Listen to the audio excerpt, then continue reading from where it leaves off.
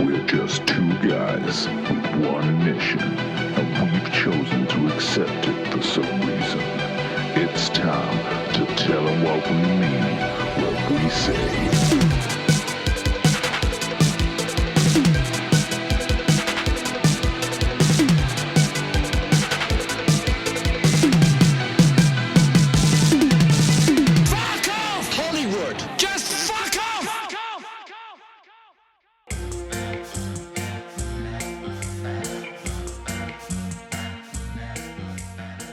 Hello there.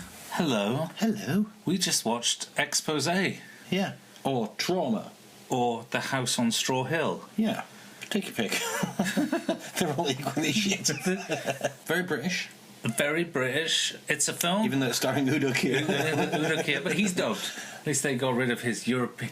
none of that European accent. Mainland European accent, so you don't get confused, you know, should you irrationally hate anyone who isn't but it's a from shame your country. I like Udo Kier's voice, though.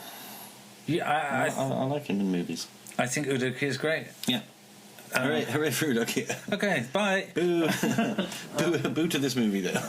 Well, I disagree. Okay. So I guess we'll just do a quick run-through of the plot. Sure. Udo Kier plays a... struggling writer. I don't think he's struggling. He's like a successful writer. I just read the IMDb. But he's very successful. He made $500,000. That's not struggling. But he's struggling to make his second book. Yeah.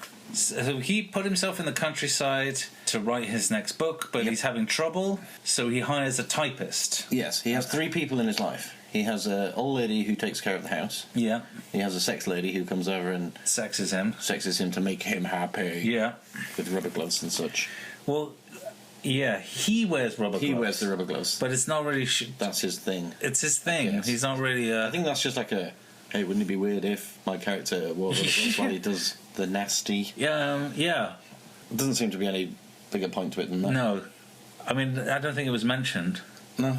So anyway, this typist is sent by his publisher to help him finish the book so he can dictate it.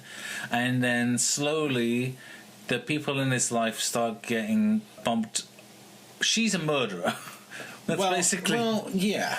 But it takes a while to get to that. Well, no, she's kind of a nymphomaniac. I think that's the point. Like, the typist is a nymphomaniac. She's almost constantly masturbating when she's not typing. Like, she goes into... she catches the eye of some local youths in the nearby town. Big youth and small youth. And they find... And she goes to the field to have a moment by herself, shall we say. And they kind of... one of them assaults them while the other one trains a gun on there. And she kind of, like, gives them the impression that she's into it and then murders both of them. Yeah. Well, we'll get to that. Yeah. And then she kills the housekeeper. Yeah. And then...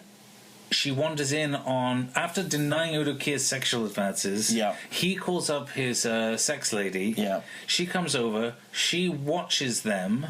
Yeah. And then...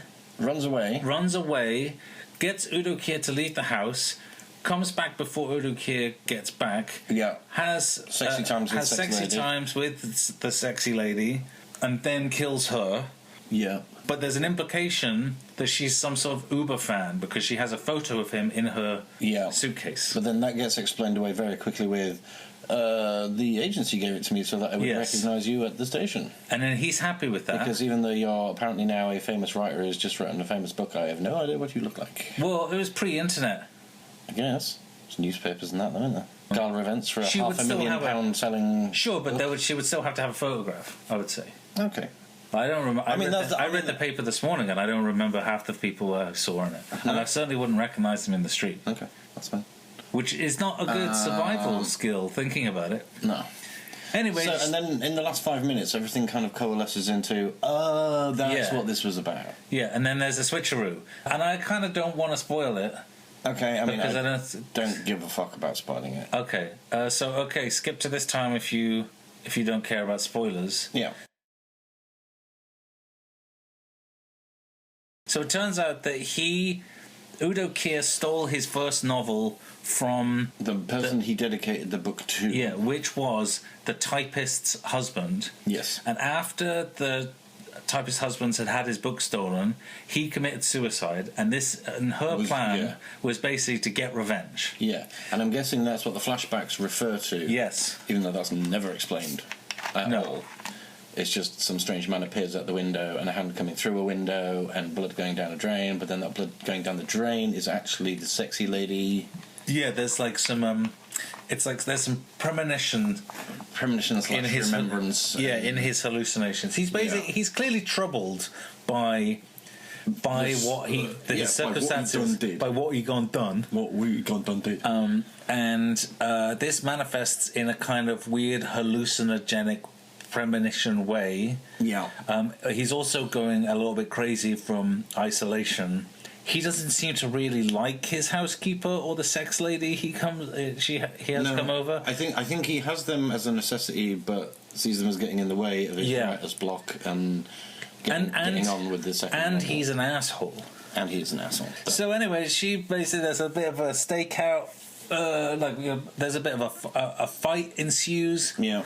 She manages to get him out into the field and pulls a gun on him. Yeah. But when she explains everything and goes to blow his brains out, one of the rapists from earlier gets up, grabs the knife, stabs her in the back, and then he dies, and they both die together, and then Udo Kier just looks confused. Yeah.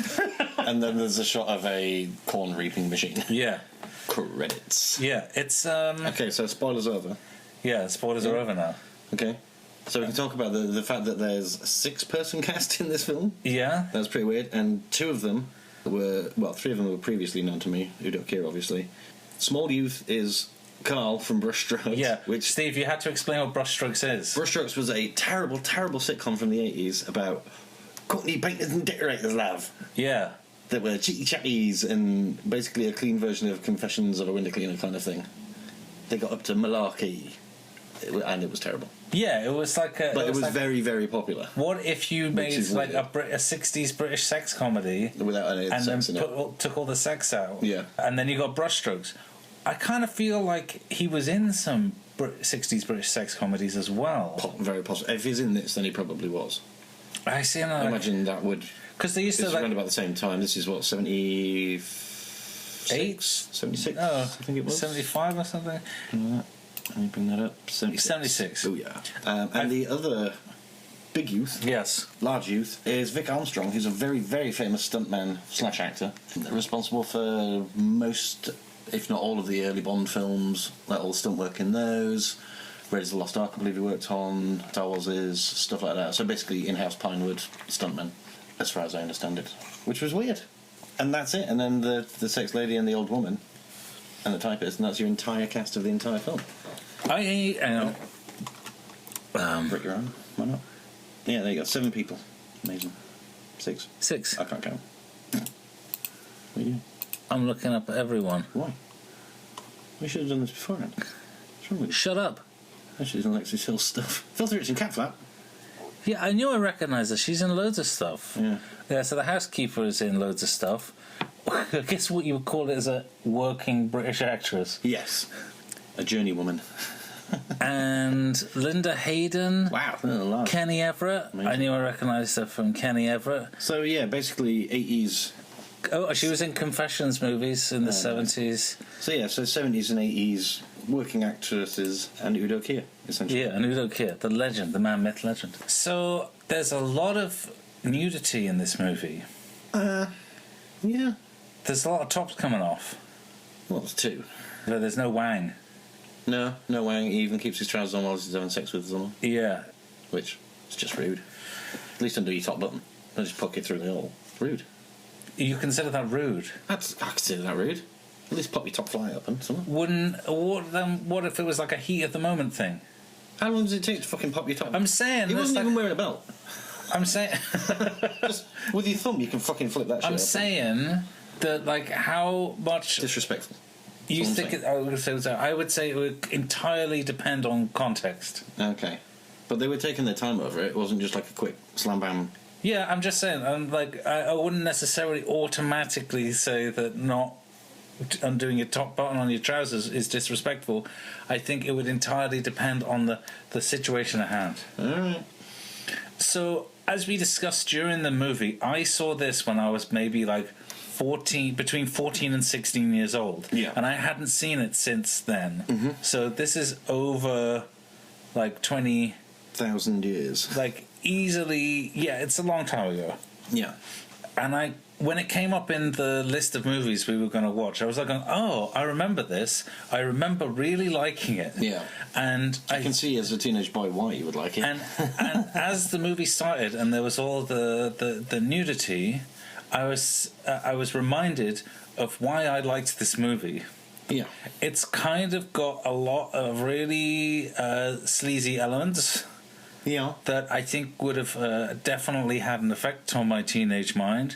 But don't get me wrong, the movie is kind of stupid. Yeah. And it's also got moments where, like, while I generally like the film, I definitely see that there's large sections of it that are quite boring. Yeah. I mean, I have a different take, purely because I didn't see it. I haven't seen it before. So I'm looking at it with fresh eyes. I don't have that reverie for kind of, oh, this takes me back, or anything like that. Well, it takes me back to kind of the 80s movies, or watching movies in the 80s that were maybe made at the same time as this. And it's just, yeah. I mean, it's just dull. The acting's a bit crap, and the action isn't really very well done. It was okay. It just wasn't. It was just okay. It wasn't good. Definitely not good. Yeah, I am willing to concede that I am kind of looking at this through some sort of nostalgic lens. Yeah. But at the same time, I still think there's a lot of elements in there that I still quite like, and not just the nudity. Yeah. I mean, it was great. Like, I like the pacing, I really like the music of it, and I like the general atmosphere of the film. Right. It's decently made. Yeah, it's really decently made. Do you know Peter Strickland, this British film director? No, I don't think so. Who made Barbarian Sound Studio? No, and then you he started did going this on film. about this last week. Was I going on about Peter Strickland? Well, you start going on about Barbarians. Or was I talking about In Fabric? His new one, which I thoroughly recommend. Maybe, I remember you mentioning Barbarian. Anyway, I'm saying that it's kind of got a similar... If Peter Strickland was not influenced by this movie, I would be shocked. Right, I would go, okay. because I really feel like it's like a real time capsule of a certain type of film that this is very of its time. I'm not totally sure it ever really existed. Right. But I kind of feel like it's the kind of thing I like, and I would like to see more of these types of film that like well crafted and have this certain atmosphere, and also these sleazy elements that apparently I really like. Yeah, I mean, there definitely is a good film in this. I think this is another one of those ones that if you remade it with like really good actors, I think you wouldn't have to change that much for it to be a good film. No. Maybe even a great film. This version of it is not either of those things. It's okay. Right. It's decently made. It didn't offend the eye. It didn't offend the ear. I think there's a good movie in there. I just don't think this is that good movie. Right. Does that make sense? That makes perfect sense. Do you want to score this out then? Yeah.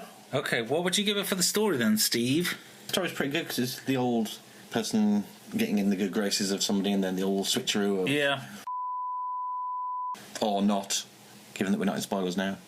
I can cut it out. Cool. Just... Or...